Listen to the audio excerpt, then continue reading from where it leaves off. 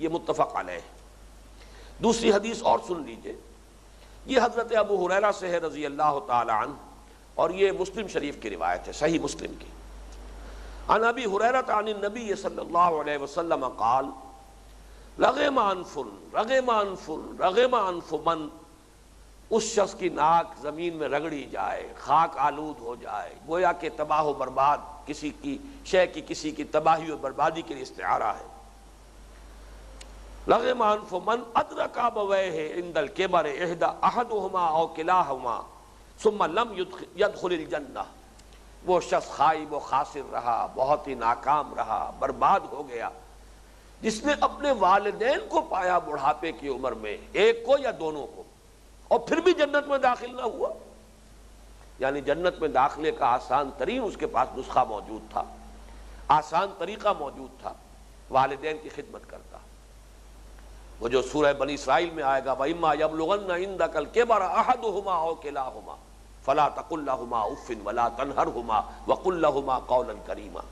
وہی بات ہے جو یہاں کہی جا رہی ہے کہ کوئی ایک یا دونوں بہت ہی خوش قسمت ہوں گے جن کو دونوں والدین جو ہے، والد بھی اور والدہ بھی، ضعیفی کی عمر کو پہنچے ہوئے ہوں اس کے پاس، اور اس کو موقع ہو کہ خدمت کرے اور وہ جنت میں داخل ہو جائے، تو بہت ہی خائب و خاسر ہے، بہت ہی تباہ و برباد ہو جانے والا شخص ہے جس نے اپنے والدین میں سے دونوں کو یا کسی ایک کو بڑھاپے کی عمر میں پایا، ضعیفی کی حالت میں پایا، اور پھر بھی وہ جنت میں داخل نہ ہو۔ اب اس میں والدین کا جو معاملہ علیحدہ ہے، میں اس کے لیے بھی ایک حدیث آپ کو سنا رہا ہوں، یہ بھی پھر حضرت ابو ہریرہ سے ہے رضی اللہ تعالی عنہ، اور یہ بھی متفق علیہ ہے، صحیح بخاری صحیح مسلم دونوں میں موجود ہے۔ عن ابی ہریرہ رضی اللہ عنہ قال جاء رجل الى رسول اللہ صلی اللہ علیہ وسلم فقال یا رسول اللہ من احق الناس بحسن صحابتی۔ ایک شخص حاضر ہوا حضور کی خدمت میں اور اس نے سوال کیا کہ اللہ کے رسول یہ بتائیے کہ میری حسن مصاحبت، حسن معاشرت، اچھے طریقے پر رہنا، اس کا سب سے بڑھ کر حقدار کون ہے؟ من احق الناس بحسن صحابتی، میری صحبت اور مصاحبت کی بہترین کیفیت کس کے لیے ہونی چاہیے؟ میرے حسن سلوک کا سب سے بڑھ کر مستحق کون ہے؟ قال امک، حضور نے فرمایا تیری والدہ۔ پھر اسی طریقے سے جیسے حضرت عبداللہ ابن مسعود کی حدیث میں آیا ہے کہ میں نے پوچھا پھر کون سا عمل، اس صحابی نے بھی سوال کیا ان کے بعد کون؟ فرمایا امک۔ پھر تیسری مرتبہ پوچھا پھر کون؟ پھر تیسری مرتبہ فرمایا امک، تیری ماں۔ 3 مرتبہ حضور نے فرمایا، اور چوتھی مرتبہ فرمایا ابو کا، یا بلکہ بعض روایات میں ابا کا لفظ آیا ہے، اس سے پہلے کوئی فعل جو ہے وہ محذوف ماننا ہوگا۔ چوتھے درجے پر والد کا معاملہ ہے۔ لیکن اب یہ چوتھی حدیث میں آپ کو سنا رہا ہوں کہ والد کا بھی کیا درجہ ہے، وہ اس حدیث سے سامنے آ جائے گا۔ یہ مسلم شریف کی روایت ہے۔ عن ابی ہریرہ رضی اللہ عنہ قال قال رسول اللہ صلی اللہ علیہ وسلم لا یجزی ولد والدا الا ان یجدہ مملوکا فیشتریہ فیعتقہ، کوئی بیٹا اپنے والد کا حق ادا نہیں کر سکتا الا یہ کہ کوئی شکل ایسی ہو گئی ہو کہ وہ اپنے والد کو پائے غلام، مملوک، اور اسے خریدے اپنے پیسے سے اور آزاد کر دے۔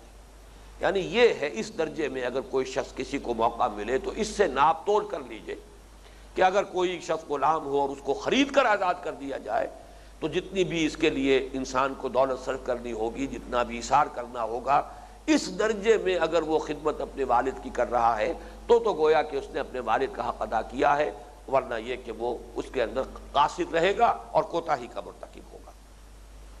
تو فرمایا وَوَصَّيْنَا الْإِنسَانَ بِوَالِدَيْهِ حَمَلَتْهُ أُمُّهُ وَهْنًا عَلَى وَهْنٍ وَفِصَالُهُ فِي عَامَيْنِ أَنِ اشْكُرْ لِي وَلِوَالِدَيْكَ۔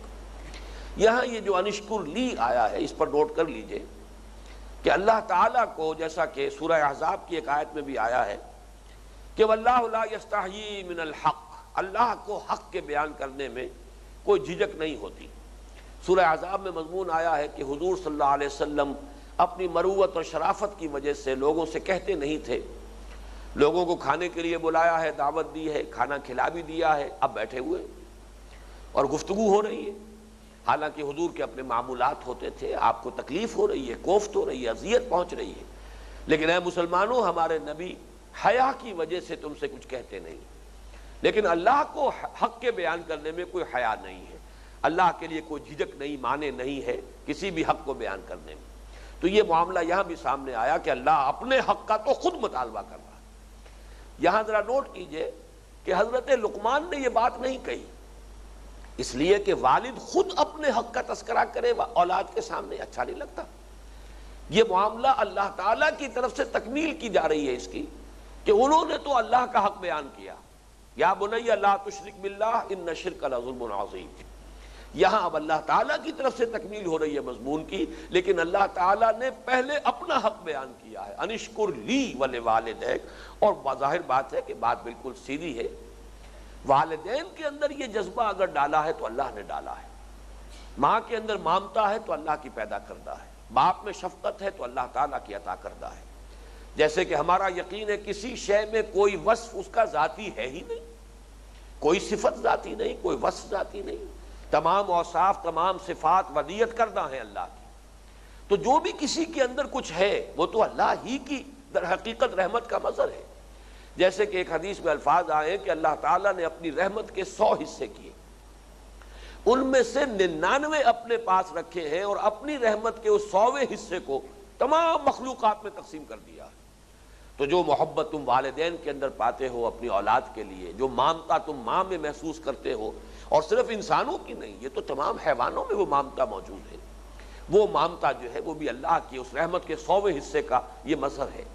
اسی طریقے سے جو اخوت باہمی ہے، جو بھی آپس کی ایک دوسرے کے لیے مرحمت ہے، جو بھی ایک دوسرے کے لیے شفقت پاتے ہو اپنے اندر، یہ سب اللہ تعالیٰ کی رحمت کے اس 100ویں حصے کا مظہر ہے جو پورے مخلوقات میں تقسیم کیا گیا۔ اس اعتبار سے شکر پہلے کیا جائے گا اللہ کا، انشکر لی ولوالدیک الی المصیر، پھر لوٹنا تو میری طرف ہے، بالآخر تو تمہارا معاملہ مجھ سے ہے، اصل میں تو تمہاری ابدی زندگی جو ہے اس کے تو بارے میں فیصلہ میں کروں گا، لہذا بنیادی چیز اللہ کا شکر ہے۔ البتہ یہ کہ اگر شکر کا مادہ پیدا ہو گیا ہے تو یقیناً پھر اللہ تعالیٰ کا بھی انسان حق ادا کرے گا اور بندوں کا بھی حق ادا کرے گا۔ یہ گویا کہ کانورس ہے اس کا جو حضور نے فرمایا کہ من لم یشکر الناس لا یشکر اللہ، جو کوئی بندوں کا شکر ادا نہیں کرتا وہ اللہ کا شکر بھی ادا نہیں کرے گا۔ جو بندوں کا شکر ادا کرے گا اللہ کا بھی کرے گا، جو اللہ کا شکر ادا کرے گا وہ بندوں کا شکر بھی ادا کرے گا۔ اور بندوں میں سب سے بڑھ کر، کل مخلوقات میں سب سے بڑھ کر جو شکر واجب ہے وہ والدین کا ہے۔ اب فرمایا وَإِن جَاهَدَاكَ عَلَىٰ أَن تُشْرِكَ بِي مَا لَيْسَ لَكَ بِهِ عِلْمٌ فَلَا تُطِعْهُمَا وَصَاحِبْهُمَا فِي الدُّنْيَا مَعْرُوفًا۔ اگر وہ تجھ سے جھگڑے، یہ لفظ ذرا یہاں بہت نوٹ کرنے کے قابل ہے۔ جہاد ہماری ایک دینی اصطلاح ہے، اور جہاد بہت اونچا عمل ہے دین کے تمام جتنے بھی اعمال ہیں ان میں، لیکن یہاں اس لفظ کی جو اصل ہے لغوی حقیقت اس کو ذہن میں رکھیے۔ مشرک والدین جہاد کر رہے ہیں، وہ شرک کی راہ میں جہاد کرتے ہیں، وہ اپنی اولاد کو اگر مجبور کرتے ہیں شرک کے لیے تو یہ در حقیقت ان کا جہاد ہے۔ تو جہاد کسی بھی مقصد کے لیے ہو سکتا ہے، جہاد فی سبیل اللہ، جہاد فی سبیل طاغوت، جہاد فی سبیل شرک، جہاد فی سبیل توحید۔ تو یہ مشرک والدین ان جاہداکا، اگر وہ دونوں تجھ سے جھگڑیں، تجھ پر دباؤ ڈالیں، تجھے مجبور کریں، تجھ سے جھگڑیں، علی ان تشرک بی ما لیس لک بہ علم، کہ تو شریک ٹھہرائے میرے ساتھ جس کے لیے تیرے پاس کوئی علم نہیں ہے۔ یہ وہ بات آ گئی جو میں کسی قدر وضاحت سے پہلے بیان کر چکا ہوں۔ شرک خلاف فطرت ہے، خلاف عقل ہے۔ قرآن مجید 2 اعتبارات سے شرک کی مذمت کرتا ہے۔ ایک تو یہ کہ تم بتاؤ کہ کوئی سند ہے تمہارے پاس ان معبودوں کے لیے، یہ معبود جو تم نے گھڑ لیے ہیں، ما انزل اللہ بہا من سلطان، اللہ نے تو ان کے لیے کوئی سند نہیں اتاری۔ جیسے کہ ایک مقام پر کہلوایا گیا ہے نبی ان سے کہیے اگر اللہ کا کوئی بیٹا ہوتا تو سب سے پہلے میں اس کی بندگی اور پرستش کرتا، فانا اول العابدین، سب سے پہلے میں کرتا۔ بتاؤ کہاں کوئی سند ہے کسی آسمانی کتاب میں، کسی صحیفے میں؟ عجیب بات یہ ہے کہ دنیا میں کسی بھی صحیفے میں کتنی بھی تحریفیں کر لی گئی ہو شرک داخل نہیں کیا جا سکا۔ سب سے بڑا جو ہے جو مذاہب جو ہے جو ریویلڈ ریلیجنز کہلاتے ہیں وہی کی بنیاد پر جو مذاہب ہیں، عیسائیت جو ہے شرک میں سب سے آگے نکل گئی، لیکن آج بھی یہ حقیقت ہے کہ جو گوسپلز ہیں چاروں، وہ متی کی انجیل ہو یا وہ یوحنا کی انجیل ہو، وہ چاروں جو ہیں، وہ لوقا کی ہو، مارک کی ہو، چاروں انجیلیں آج بھی تثلیث سے خالی ہیں۔ کہیں تثلیث کا شائبہ تک ان اناجیل اربعہ میں موجود نہیں ہے۔ تثلیث کی ساری بن گھڑت جو بھی داستان ہے وہ بعد میں جو اس کے خطوط ہیں سینٹ پال کے، ان کے اندر ہے۔ باقی یہ ہے کہ کہیں بھی اناجیل اربعہ کے اندر کہیں کوئی شائبہ شرک کا موجود ہے۔ اگر کہا ہے اللہ کو آسمانی باپ تو وہ ایک لقب مشترک کے طور پر لفظ مشترک ہے، میرا اور تمہارا آسمانی باپ۔ یہاں در حقیقت باپ کا لفظ استعمال ہوا ہے پروردگار، پرورش کنندہ۔ جیسے باپ پرورش کنندہ ہے اپنی اولاد کا، ایسے ہی اللہ پروردگار ہے پوری کائنات کا، میرا اور تمہارا آسمانی باپ۔ بس یہ لفظ آپ کو ملے گا، اس کے سوا جو ہے تثلیث کا کوئی شائبہ، کوئی نشان موجود نہیں ہے اناجیل اربعہ میں۔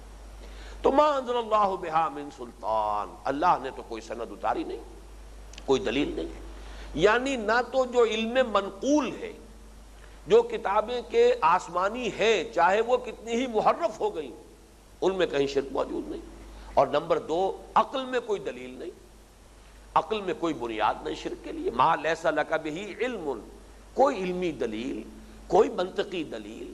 علم تو انسان کو یہی سکھا رہا ہے کہ یہ کل کائنات ایک وحدت ہے، یہ سورج اور چاند دو حقیقتیں نہیں ہیں، کوئی ایک ہی ہے جس کے بنائے ہوئے قانون میں یہ دونوں کے دونوں جکڑے ہوئے ہیں۔ نہ چاند کے لیے ممکن ہے کہ وہ سورج پر سبقت کر جائے، اور نہ سورج کے لیے ممکن ہے کہ وہ چاند کو پکڑ لے، ایک نظام ہے، جکڑے ہوئے ہیں۔ تو کس کا بنایا ہوا نظام ہے؟ کوئی اور ہستی ہے، کوئی حقیقت واحدہ ہے، کوئی ایک ہی ہستی ہے، کوئی ایک ہی وجود ہے۔ تو معلوم ہوا کہ نہ علم میں، نہ علم منقول میں، نہ علم معقول میں کہیں کوئی دلیل شرک کے لیے موجود نہیں۔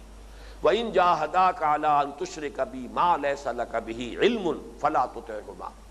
اب یہ کیٹیگوریکل معاملہ ہے، ان کا کہنا مت مانو، اس لیے کہ یہاں وہ اپنے حق سے تجاوز کر رہے ہیں۔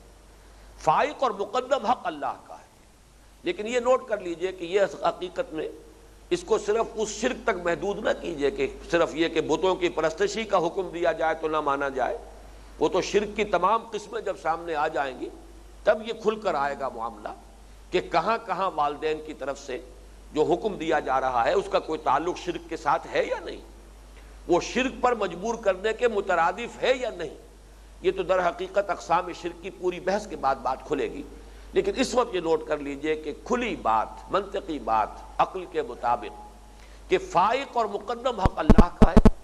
اللہ کا حق یہ ہے کہ اس کے ساتھ شرک نہ کرو، لہذا دوسرے درجے میں اگرچہ تمام مخلوقات سے بڑھ کر حق والدین کا ہے، لیکن والدین کا بھی حق یہ نہیں ہے کہ بازی بارش بابا ہم بازی، کہ وہ اللہ تعالیٰ کے حق پر ڈاکہ ڈلوائیں۔ ان کا حق یہاں پر گویا کہ وہ اپنے حدود سے تجاوز کر گئے، جیسے کہ ایک حدیث، بڑی پیاری حدیث، بہت جامع حدیث، لا طاعت لمخلوق فی معصیت الخالق۔ اللہ تعالیٰ کی جہاں معصیت لازم آ رہی ہو وہاں کسی مخلوق میں سے کسی کا حکم نہیں مانا جائے گا، کسے باشد کوئی بھی ہو۔ لہذا والدین بھی انہی میں شامل ہیں، اگر وہ شرک کا حکم دیں گے تو